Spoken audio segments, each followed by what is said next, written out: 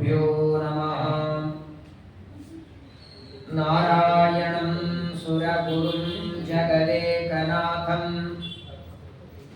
भक्तप्रियं सकललोकनमस्कृतं च त्रैगुण्यवर्जित्वचं विभुमाद्यमीशं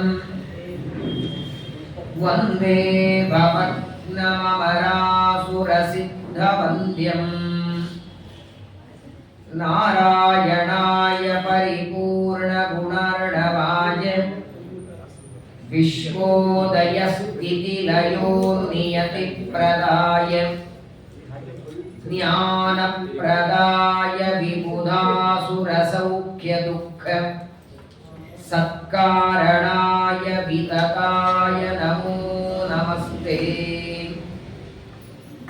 स्वयं नारायणो देवो ब्रह्मरुद्रेन्द्रपूर्वकैः अर्थितो व्यासतां प्राप्य केवलं तत्त्वनिर्णयं चकार पञ्चमं वेदं महाभारतसंज्ञितम् महत्वात् भारवत्वाच्च महाभारतमुच्यते। निरुक्तमस्य यो वेद सर्वपापैः प्रमुच्यते। द्वैपायनोष्टमुखनिःसृतमप्रमेयम् पुण्यं पवित्रमथ पापहरं शिवं च यो भारतं समधिगच्छति वाच्यमानं किं तस्य पुष्करजलैः अभिषेचनेन। कृष्णद्वैपायनं व्यासं विद्धि नारायणं परम् को ह्यन्यः पुण्डरीकाक्षा महाभारतकृद्भवेत्। यस्य त्रीण्युदितानि वेदवचने रूपाणि दिव्यान्यलम् भट्टदर्शनमित्थमेव निहितं देवस्य भर्गो महत्। वायो रामवचो नयं प्रथमकं प्रक्षो द्वितीयं वपुः मध्वो यत्तु तृतीयमेतदमुना ग्रन्थकृतः केशवे। भीमसेनसमो नास्ति सेनयोरुभयोरपि पाण्डित्ये च पटुत्वे च शूरत्वे च बलेऽपि च। आपादमौलिपर्यन्तं गुरूणामाकृतिं स्मरेत् तेन विघ्नाः प्रणश्यन्ति सिद्ध्यन्ति च मनोरथाः। श्रीगुरुभ्यो नमः। स एव मुक्तोऽश्विभ्यां लब्धचक्षुरुपाध्ययः समीपमागत्योपाभ्यां यमभिवाद्यचक्षच। स्वस्त्यस्तु सताम् अशेषसन्मङ्गलानि भवन्तु। श्लोकैकश्रवणपठनमात्रेण कथावक्तश्च श्रोतॄणां निखिलकलिकतकल्मषापनूतनपटुतरे मोक्षाद्यखिल पुरुषार्थसाधनीभूते श्रीमन्महाभारते आदिपर्वणि यत्किञ्चित् पूर्वोक्तप्रमेयानुवादः। हरिः ओम् हरिः ओम् हरिः ओम्। श्रीगुरुभ्यो नमः। ಅನಂತಗುಣ ಪರಿಪೂರ್ಣನಾದ ಸರ್ವೋತ್ತಮನಾದ ಪರಮಾತ್ಮ ವೇದವ್ಯಾಸ ರೂಪದಿಂದ ಅವತಾರ ಮಾಡಿ ಎಲ್ಲ ಮಾನವರ ಕಲ್ಯಾಣಕ್ಕಾಗಿ ವೇದವನ್ನ ಅಧ್ಯಯನ ಮಾಡಿ ವೇದದಿಂದಲೂ ತಿಳಿಯಲು ಅಶಕ್ಯವಾದ, ವೇದಗಳು ಹೇಳಲಿಕ್ಕೆ ಸಾಧ್ಯವಿಲ್ಲದಿರುವ ಭಗವಂತನ ಮಹಿಮೆಯನ್ನ ಮಹಾಭಾರತದಲ್ಲಿ ವ್ಯಾಸರು ನಿರೂಪಣೆ ಮಾಡುತ್ತಾರೆ. ಮಹಾಭಾರತಕ್ಕೂ ಭಾಗವತಕ್ಕೂ ಒಂದು ವ್ಯತ್ಯಾಸ ಇದೆ. ಭಾಗವತ ವೇದಗಳಿಗೆ ಸಮಾನವಾದ ಗ್ರಂಥ, ಮಹಾಭಾರತ ವೇದಕ್ಕೂ ಮಿಗಿಲಾದ ಗ್ರಂಥ. ವೇದಾದಪಿ ಪರಂ ಚಕ್ರೆ ಮಹಾಭಾರತ ಉತ್ತಮಂ. ವೇದಗಳು ಅಪೌರುಷೇಯ, ಯಾರು ರಚನೆ ಮಾಡಿದ್ದಲ್ಲ. ಆದರೆ ಆ ವೇದಗಳು ಯಾವ ಮಹಿಮೆಯನ್ನ ಪರಮಾತ್ಮನ ಗುಣಗಾನ ಮಾಡುತ್ತವೆ ಅದಕ್ಕೂ ಮಿಗಿಲಾಗಿ ವೇದವ್ಯಾಸ ದೇವರು ಮಹಾಭಾರತದಲ್ಲಿ ರಚನೆ ಮಾಡಿಕೊಟ್ಟಿದ್ದಾರೆ. ಮಹಾಭಾರತದ ಪುಸ್ತಕ ಮನೆಯೊಳಗಿದ್ರೂ ಸಾಕು, ಸಮಸ್ತ ತೀರ್ಥಯಾತ್ರೆಗಳು 33 ಕೋಟಿ ದೇವತೆಗಳ ಸನ್ನಿಧಾನ ಮನೆಯಲ್ಲಿದ್ದಾರೆ. ಅಷ್ಟು ಪವಿತ್ರವಾದ ಗ್ರಂಥ ಶ್ರೀಮನ್ ಮಹಾಭಾರತ. ವೇದವ್ಯಾಸ ದೇವರು ಮಹಾಭಾರತ ರಚನೆ ಮಾಡಿದ್ದು ಯಾವಾಗ ನೋಡಿ, ಜಗತ್ತಿಗೆ ಮಹಾಭಾರತ ಪ್ರಸಿದ್ಧಿಯಾದದ್ದು ಜನಮೇಜಯ ರಾಜನಿಂದ. ಪರೀಕ್ಷಿತ ರಾಜನಿಂದ ಭಾಗವತದ ಪ್ರಸಿದ್ಧಿಯಾದಂತೆ ಮಹಾಭಾರತದ ಪ್ರಸಿದ್ಧಿಯಾದದ್ದು ಪರೀಕ್ಷಿತನ ಮಗನಾದ ಜನಮೇಜಯನಿಂದ. ಆದರೆ ಮಹಾಭಾರತ ವ್ಯಾಸರು ಬರೆದದ್ದು ಬಹಳ ಮೊದಲು. ವೇದವ್ಯಾಸ ದೇವರು ಬರದಾಕ್ಷಣ ಇದರ ಪ್ರಸಿದ್ಧಿಯಾಗಲಿಲ್ಲ. ವೇದವ್ಯಾಸ ದೇವರು ಅವತಾರ ಮಾಡಿದ ನಂತರದಲ್ಲಿ ಮೊದಲು ವೇದಗಳ ವಿಭಾಗ ಆಯಿತು.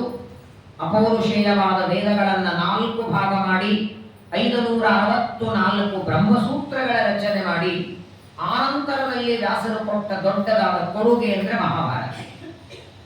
ಆದರೆ ವೇದವ್ಯಾಸರು ಬರೆಯುವಾಗ ಮಾತ್ರ ತ್ರಿಷ್ಟುಪ ಅನುಷ್ಟುಪ ಛಂದಸ್ಸಿನಲ್ಲಿ ಬರೆದರು. ಭಾಗವತಕ್ಕೂ ಮಹಾಭಾರತಕ್ಕೂ ಬಹಳ ವ್ಯತ್ಯಾಸ ಇದೆ. ಭಾಗವತದಲ್ಲಿ ಎಲ್ಲ ಶ್ಲೋಕಗಳು ಒಂದೇ ಛಂದಸ್ಸಿನಲ್ಲಿಲ್ಲ. ಅನುಷ್ಟುಪ ಛಂದಸ್ಸು, ಜಗತಿ ಛಂದಸ್ಸು, ಪ್ರಕೃತಿ ಛಂದಸ್ಸು. ಆದರೆ ಮಹಾಭಾರತ ಮಾತ್ರ ಒಂದೇ ಛಂದಸ್ಸಿನೊಳಗೆ 60 ಲಕ್ಷ ಶ್ಲೋಕದ ಮಹಾಭಾರತವನ್ನ ವೇದವ್ಯಾಸ ದೇವರು ರಚನೆ ಮಾಡ್ತಾರೆ. ವ್ಯಾಸರು 60 ಲಕ್ಷ ಬರದ ಮೇಲೆ ದೇವತೆಗಳೆಲ್ಲ ಭೂಮಿಗೆ ಬಂದರು. ವೇದವ್ಯಾಸರಿಗೆ ನಮಸ್ಕಾರ ಮಾಡುತ್ತಾರೆ. ಅಲ್ಲ ಸ್ವಾಮಿ, ಮಾನವರ ಕಲ್ಯಾಣಕ್ಕಾಗಿ ಮಹಾಭಾರತ ರಚನೆಯನ್ನು ಮಾಡಿದರೆ 60 ಲಕ್ಷ ಶ್ಲೋಕ ಯಾರು ಓದ್ತಾರೆ ಎಂದರು. ಕಲಿಯುಗದೊಳಗೆ ಆಯುಷ್ಯ ಕಡಿಮೆ. ಇವರು ಪ್ರಾರಂಭ ಹುಟ್ಟಿದ ಮೇಲೆ 8ನೇ ವರ್ಷಕ್ಕೆ ಓದ್ಲಿಕ್ಕೆ ಶುರು ಮಾಡಿದರು, ಸಾಯೋವರೆಗೆ ಓದಿದ್ರು 60 ಲಕ್ಷ ಆಗಲ್ಲ. ಮತ್ತೆ ಬರೆದವೇನು ವ್ಯರ್ಥ ಆಗಲ್ವೇ? ಯಾರಾದರೂ ನೀವು ಬರೆದ ಗ್ರಂಥವನ್ನ ಅಧ್ಯಯನ ಮಾಡುವವರು, ಶ್ರವಣ ಮಾಡುವವರು ಇದ್ರೆ ಗ್ರಂಥಕ್ಕೆ ಲಾಭ ಇದೆ. ಅದಕ್ಕೆ ವೇದವ್ಯಾಸರಿಗೆ ದೇವತೆಗಳೆಲ್ಲ ಪ್ರಾರ್ಥನೆ ಮಾಡ್ತಾರೆ, 60 ಲಕ್ಷದೊಳಗೆ 30 ಲಕ್ಷ ನಮಗೆ ಕೊಡಿ, ನಾವು ದೇವಲೋಕಕ್ಕೆ ತಗೊಂಡು ಹೋಗ್ತೇವೆ ಅಂತ. ಆಗ್ಲೇ ಎಂದು ವ್ಯಾಸರು 60 ಲಕ್ಷದೊಳಗೆ 30 ಲಕ್ಷವನ್ನ ದೇವತೆಗಳಿಗೆ ಕೊಡ್ತಾರೆ. ಆ ದೇವತೆಗಳಿಗೆ ಮಹಾಭಾರತ ವ್ಯಾಸರು ಕೊಡ್ತಿದ್ದಾರೆ ಅಂತ ಗೊತ್ತಾಗಿ ಪಿತೃದೇವತೆಗಳು ಬಂದರು. ನಾವೆಲ್ಲ ಏನು ಶ್ರಾದ್ದ ಮಾಡ್ತೇವೆ ನಮ್ಮ ತಂದೆ ತಾಯಿಗಳಿಗೆ, ಆ ತಂದೆ ತಾಯಿಗಳಿಗೆ ಅನ್ನವನ್ನ ಕೊಡುವ ದೇವತೆಗಳಿದ್ದಾರೆ, ಪಿತೃದೇವತೆಗಳು. ನಮ್ಮ ತಂದೆ ತಾಯಿಗಳು ಪಿತೃದೇವತೆಗಳಲ್ಲ, ಪಿತೃಗಳಷ್ಟೇ. ಪಿತೃದೇವತೆಗಳು 2 ಭಾಗ. ಅಮೂರ್ತಾನಾಂ ಚ ಮೂರ್ತಾನಾಂ ಪಿತೃಣಾಂ ದೀಪ್ತ ತೇಜಸಾಂ. ಶ್ರಾದ್ದದಲ್ಲಿ ಈ ಮಂತ್ರ ಬರ್ತದೆ. ಅಮೂರ್ತ ಮೂರ್ತ ಅಂತ 2 ಭಾಗದ ಪಿತೃಗಳು, ಅಂಗುಷ್ಟದಷ್ಟು ಅವರ ಶರೀರ. ಆ ಪಿತೃದೇವತೆಗಳು ಭೂಮಿಗೆ ಬಂದು ಹೇಳ್ತಾರೆ, ನಮ್ಮ ಮಕ್ಕಳು ಶ್ರಾದ್ದ ಕರ್ಮ ಏನೋ ಮಾಡ್ತಾರೆ, ನಮಗೂ ಮಹಾಭಾರತದ ಅಧ್ಯಯನ ಮಾಡಬೇಕು ಅಂತ ಅಪೇಕ್ಷೆ ಇದೆ. ದೇವತೆಗಳಿಗೆ 30 ಲಕ್ಷ ಕೊಟ್ಟಿದ್ದೀರಿ, ನಮಗೂ ಇಷ್ಟು ಕೊಡಿ ಅಂತ ಪಿತೃದೇವತೆಗಳು ಬಂದು ಪ್ರಾರ್ಥನೆ ಮಾಡಿದ್ದಕ್ಕೆ 15 ಲಕ್ಷ ಅವರಿಗೆ ಕೊಟ್ಟರು. 60ರೊಳಗೆ 30 ದೇವತೆಗಳಿಗೆ ಕೊಟ್ಟಾಯಿತು, 15 ಪಿತೃದೇವತೆಗಳಿಗೆ. ಇನ್ನುಳಿದ 15ರೊಳಗೆ ದೇವಗಂಧರ್ವರು ಭೂಮಿಗೆ ಬಂದು ಪ್ರಾರ್ಥನೆ ಮಾಡ್ತಾರೆ, ನಾವು ಗಂಧರ್ವರು ನಿಮ್ಮ ಮಹಿಮೆಯನ್ನ ಹಾಡಬೇಕಾದ್ರೆ ನಮಗೆ ಮೊದಲು ಜ್ಞಾನ ಬೇಕಲ್ಲ. ನೀವು ಬರೆದ ಮಹಾಭಾರತವನ್ನ ಅಧ್ಯಯನ ಮಾಡಿ ಅಲ್ಲಿ ಬಂದ ಭಗವಂತನ ಮಹಿಮೆಯನ್ನ ನಾವು ಹಾಡುತ್ತೇವೆ, ನಮಗೂ ಇಷ್ಟು ಕೊಡಿ ಅಂತ ಗಂಧರ್ವರು ಬಂದು ಬೇಡಿದಾಗ 14 ಲಕ್ಷ ಶ್ಲೋಕವನ್ನು ಅವರಿಗೆ ಕೊಟ್ಟಾಯಿತು. 30 ದೇವತೆಗಳಿಗೆ, 15 ಪಿತೃದೇವತೆಗಳಿಗೆ, 14 ದೇವಗಂಧರ್ವರಿಗೆ ಕೊಟ್ಟ ಮೇಲೆ ಕೊನೆಗೆ ಉಳಿದದ್ದು 1 ಲಕ್ಷ. ಅದನ್ನ ಮಾನವರಿಗಾಗಿ ಇಟ್ಟಿದ್ದಾರೆ. 1 ಲಕ್ಷ ಶ್ಲೋಕನು ತೆಗೆದು ಓದುವುದಕ್ಕೆ ಸಾಧ್ಯ ಆಗ್ತಿಲ್ಲ. ಕೇವಲ ಕೌರವ ಪಾಂಡವರ ಒಂದು ಯುದ್ಧ ಕುರುಕ್ಷೇತ್ರದಲ್ಲಿ ರಣರಂಗದಲ್ಲಿ ನಡೆದದ್ದು. ಮಹಾಭಾರತ ಅಂದ್ರೆ ಅಷ್ಟೇ ತಲೆಯಲ್ಲಿದೆ ಎಲ್ಲರಿಗೂ. ಕೇವಲ ಜಗಳದ ಕಥೆಯಲ್ಲ.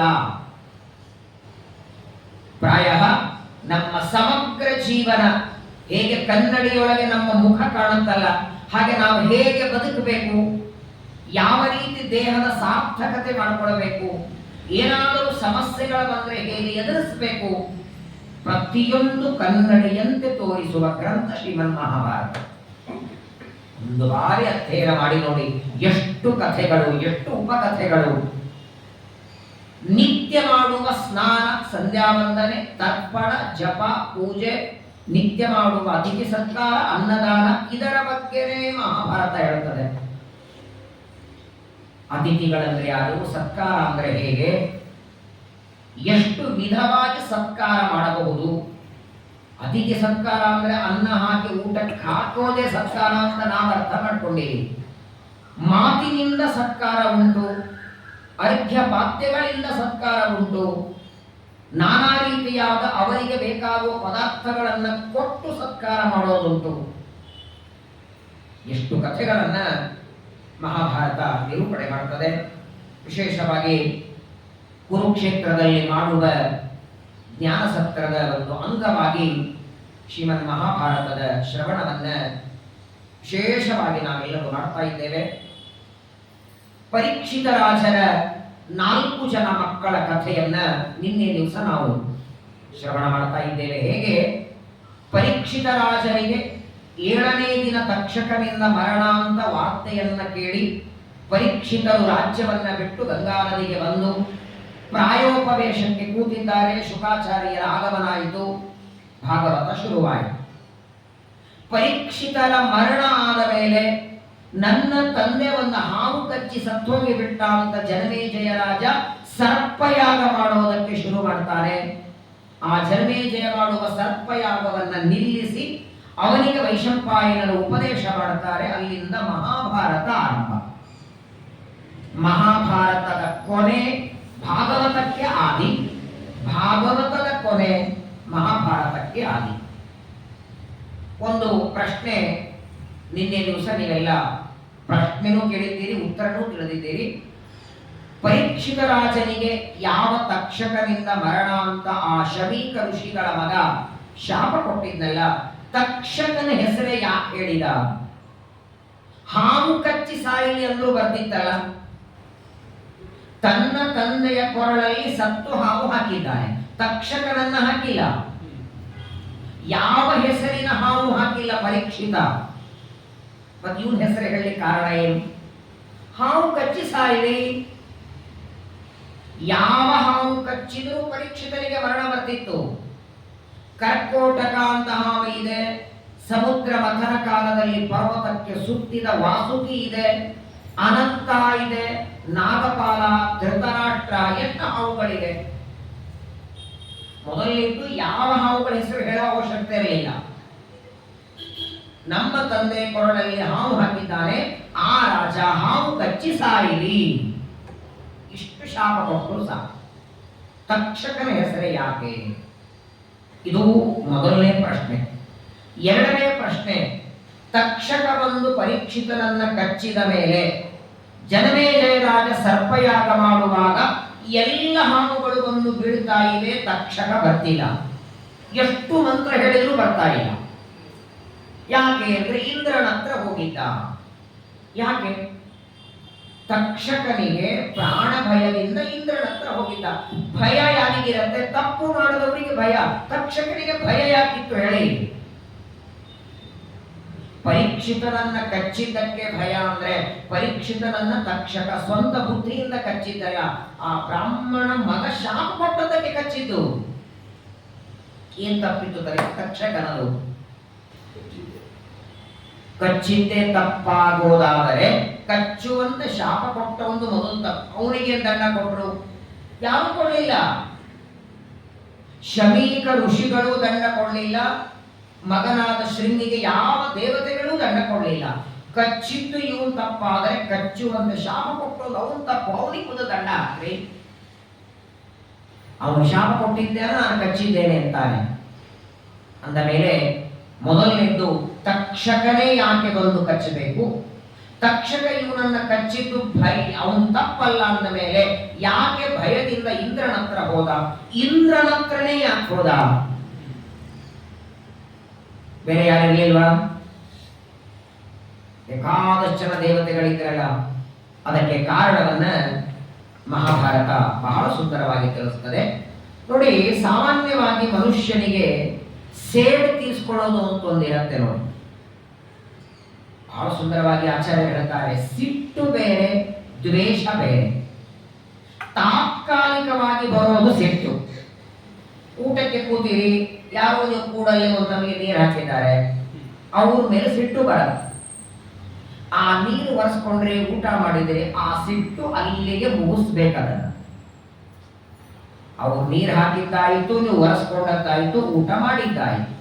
ಎರಡನೇ ಬಾರಿ ಮತ್ತೆ ತಮ್ಮ ಸಂಘದಲ್ಲಿ ಕಾರ್ಯಕ್ರಮದಲ್ಲಿ ಅವರಿಗೂ ನಾನು ನೀರು ಹಾಕ್ಬೇಕಂತೀವಲ್ಲ, ಅದು ದ್ವೇಷ ಅಂತದೆ. ಮುಂದುವರೆಸೋದಲ್ಲ. ಏನೇ ನಡೀಲಿ, ಒಂದು ಮಾತು ಅವರಂತಾರೆ, ನೀವು ಅಂತೀರಿ, ಆ ಜಗಳ ಅಲ್ಲೇ ನಿಂತು ಅದರ ಸಮಾಪ್ತಿ ಆಗಬೇಕು. ಮೊದಲು ಪ್ರಾರಂಭದಲ್ಲಿ ಸಿಟ್ಟು, ಅದು ಮುಂದುವರೆದರೆ ದ್ವೇಷ. ದ್ವೇಷ ನಮ್ಮಂತ ಮಾನವರು ಮಾಡಲಿ ತಪ್ಪಲ್ಲ, ಋಷಿ ಮುನಿಗಳಿಗೆಲ್ಲ ಹೆಂಗ್ರಿ ಇರುತ್ತಿದೆಯಲ್ಲ. ಪರೀಕ್ಷಿತನಂತಹ ಒಬ್ಬ ಸಜ್ಜನ, ತಾಯಿಯ ಗರ್ಭದಲ್ಲಿ ಪರಮಾತ್ಮನ ದರ್ಶನ ಮಾಡಿಕೊಂಡ ಪರೀಕ್ಷಿತನ ಮಗನಾದ ಜನಮೇಜಯ ತಂದೆಗೆ ಹಾವು ಕಚ್ಚಿ ಸತ್ತೋದ ಅಂತ ಹಾವಿನ ಜಾತಿಯನ್ನು ಸುಡೋದಕ್ಕೆ ಹೊರಡ್ತಾನಲ್ಲ, ಇದನ್ನ ಜನಮೇಜಯ ಮಾಡಿದ ಸರಿನಾ? ಯಾರಿಗಾದ್ರೂ ಗೊತ್ತಾಗತ್ತೆ? ಒಂದು ಹಾವು ಕಚ್ಚಿ ಒಬ್ಬ ವ್ಯಕ್ತಿ ಸತ್ರೆ ಸತ್ತವನ ಬಗ್ಗೆ ಅಳ್ತಾರೆ ಹೊರತು ಹಾವನ ಜಾತಿಯನ್ನು ಹೋಮ ಮಾಡ್ಲಿಕ್ಕೆ ಯಾರು ಹೋಗಲ್ಲ. ಇವಂದೇ ತಪ್ಪಿರಬೇಕು, ಎಲ್ಲೋ ಕತ್ತಲಲ್ಲೇ ಓಡಾಡ್ತಿದ್ದ, ಹಾವಿನ ಮೇಲೆ ಕಾಲಿಟ್ಟು, ಅದು ಏನೇ ಇರಲಿ, ಕಚ್ಚಿದ್ದು ಹಾವು ಕಚ್ಚಿದರು ಯಾಗ ಹೋಮ ಯಾರೂ ಮಾಡಲ್ಲ, ಸಾಮಾನ್ಯ ವ್ಯಕ್ತಿಗಳೇ ಮಾಡಲ್ಲ. ಪರೀಕ್ಷಿತನ ರಾಜ ಯಾಕೆ ಮಾಡಿದ ಅಂದ್ರೆ, ಪರೀಕ್ಷಿತನ ಮಗನಾದ ಜನಮೇಜಯನಿಗೆ ಸರ್ಪಯಾಗ ಮಾಡುವ ಬುದ್ಧಿ ಅವನಿಗೆ ಬಂದದ್ದಲ್ಲ, ಅವನಿಗೆ ಸರ್ಪಯಾಗ ಮಾಡುವಂತೆ ಪ್ರೇರಣೆ ಮಾಡ್ತಾನೆ. ಅವನು ತಲೆಯಲ್ಲೇ ಇರಲಿಲ್ಲ ಅಂತೆ. ಪರೀಕ್ಷಿತ ಸತ್ತ ಮೇಲೆ ಗೊತ್ತಾಯಿತು ಜನಮೇಜಯನಿಗೆ, ಋಷಿ ಕುಮಾರನ ಶಾಪದಿಂದ ನಮ್ಮ ತಂದೆ ಹಾವಿನಿಂದ ಸತ್ತೋಗಿದ್ದಾನೆ ಅಂತ ಗೊತ್ತಾಯಿತು. ಬಂದು ಕೇಳ್ತಾನೆ, ಹಾವು ಕಚ್ಚಿ ಸತ್ತರೆ ದುರ್ಮರಣ ಅಂತಾರೆ, ಮತ್ತೆ ಏನಾದ್ರೂ ನಮ್ಮ ಅಪ್ಪನ ಸಲುವಾಗಿ ಶಾಂತಿ ಮಾಡ್ಲಾ ಅಂತ ಕೇಳಿದ. ಹೇಗೆ ಪಂಚಕದಲ್ಲಿ ಸತ್ತರೆ ಪಂಚಕ ಶಾಂತಿ ಮಾಡ್ತಾರೆ, ತ್ರಿಪಾದಿಯಲ್ಲಿ ಸತ್ತರೆ ತ್ರಿಪಾದಿ ಶಾಂತಿ ಮಾಡ್ತಾರೆ, ಹಾಗೆ ಹಾವು ಕಚ್ಚಿ ಸತ್ತರೆ, ಸುನಾಮಿಯಲ್ಲಿ ಹೋದರೆ, ಆಕ್ಸಿಡೆಂಟ್ ಆಗಿ ಹೋದ್ರೆ ಅವ್ರಿಗೆಲ್ಲ ಬೇರೆ ವಿಧಾನ ಇದೆ. ಋಷಿ ಮುನಿಗಳಿಗೆ ಕೇಳ್ದ, ನಮ್ಮಪ್ಪ ಹಾವು ಕಚ್ಚಿ ಸತ್ತಿದ್ದಾನೆ, ಏನಾದ್ರೂ ಶಾಂತಿ ಹೋಮ ಮಾಡ್ಲಿ ಅಂತ ಕೇಳ್ದ. ಮಾಡು ಅಂತ ಅವರಂದ್ರು. ಅವನಿಗೆ ಸರ್ಪಯಾಗ ಮಾಡೋ ವಿಚಾರ ತಲೆಯಲ್ಲಿ ಇರಲಿಲ್ಲ. ಅದನ್ನ ಜನಮೇಜಯನಿಗೆ ತುರುಕಿದ್ದೆ. ಒಬ್ಬ ಬ್ರಾಹ್ಮಣ, ಒಬ್ಬ ಋಷಿ, ಅವನ ಕಥೆಯನ್ನ ಮಹಾಭಾರತ ವರ್ಣನ ಮಾಡ್ತದೆ. ನಿನ್ನೆ ದಿವಸ ಧೌಮ್ಯರ ಒಂದು ಕಥೆಯನ್ನ ನೀವೆಲ್ಲ ಶ್ರವಣ ಮಾಡ್ತಾ ಇದ್ದೀರಿ. ಧೌಮ್ಯ ಅಂತ ಒಬ್ಬ ಋಷಿಗಳು, ಅವರಲ್ಲಿ ಅಧ್ಯಯನ ಮಾಡೋದಕ್ಕೆ 3 ಜನ ಶಿಷ್ಯರಿದ್ದರು. ಆರುಣಿ, ಉಪಮನ್ಯು, ಬೈದ ಅಂತ 3 ಜನ ಧೌಮ್ಯರ ಹತ್ರ ಅಧ್ಯಯನ ಮಾಡ್ತಿದ್ರು. ಮೊದಲನೆಯವನು ಆರುಣಿ, 12 ವರ್ಷ ಗುರುಕುಲದಲ್ಲಿದ್ದ. ಬರೀ ಅಧ್ಯಯನಕ್ಕೆ ಬಂದಿದ್ದ. ಒಂದು ದಿನ ಗುರುಗಳು ಪಾಠ ಹೇಳಿಲ್ಲ, ಪುಸ್ತಕವೇ ತೆಗಿಲಿಲ್ಲ. ಬೆಳಗಾದ್ರೆ ಮನೆಯಲ್ಲಿ ಕೆಲಸ ಮಾಡು, ಕಸ ಬಳಿ, ಪಾತ್ರೆ ತೊಳಿ, ಅಡಿಗೆ ಮಾಡು. ಮನೆಯಲ್ಲಿ ಕೆಲಸ ಮುಗಿದಿದೆ ಅಂದ್ರೆ ಹೊಲದಲ್ಲಿ ಹೋಗಿ ಕೆಲಸ ಮಾಡು. ಕೇವಲ 12 ವರ್ಷ ಕೆಲಸ ಹೇಳಿಬಿಟ್ರು. ಒಂದು ದಿನ ಪುಸ್ತಕ ತೆಗೆದು ಇವರು ಪಾಠ ಮಾಡಲಿಲ್ಲ, ಪಾಠ ಹೇಳುವುದು ಅವರು ಕೇಳಲಿಲ್ಲ.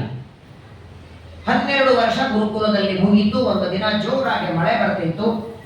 ಆ ಆರುಣಿಗೆ ಧೌಮ್ಯರು ಹೇಳ್ತಾರೆ, ಹೊಲದಲ್ಲಿ ಧಾನ್ಯಗಳೆಲ್ಲ ಬಿದ್ದಿದೆ, ಜೋರಾಗಿ ಮಳೆ ಬಂದು ಧಾನ್ಯಗಳೆಲ್ಲ ಹರಿದು ಹೋಗಿಬಿಡ್ತವೆ. ಒಂದಿಷ್ಟು ಮಣ್ಣು ಹಾಕಿ ನೀರನ್ನ ತಡೆದು ಬಾ ಅಂತ ಹೇಳಿದ್ರು. ಅರಣ್ಯಕ್ಕೆ ಹೊಲಕ್ಕೆ ಬಂದ. ಎಷ್ಟು ಮಣ್ಣು ಹಾಕಿದರೂ ನೀರು ನಿಲ್ಲಿಲ್ಲ, ತಾನೇ ಅಡ್ಡ ಮಲಗಿಬಿಟ್ಟ.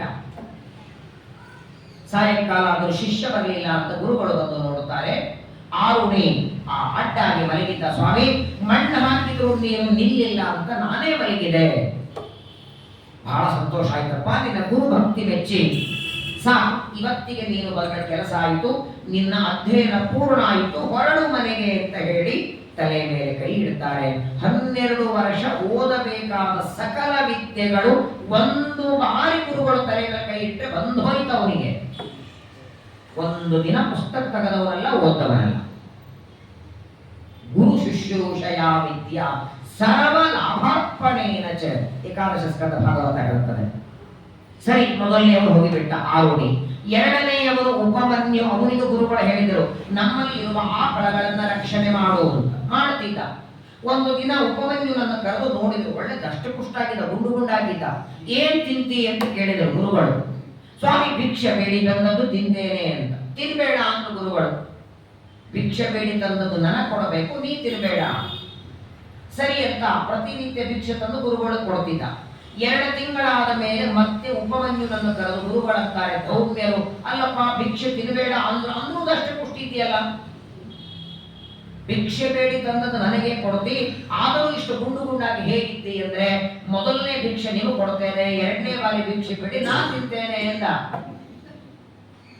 ಧೌಮ್ಯಾಚಾರ್ಯರಂತಾರೆ, ನೀನೇ 2 ಬಾರಿ ಬೇಡಿದರೆ ಉಳಿದವರೆಲ್ಲ ಏನ್ ಮಾಡಬೇಕು? 2ನೇ ಬಾರಿ ಬೇಡಬೇಡ ಅಂದ್ರು.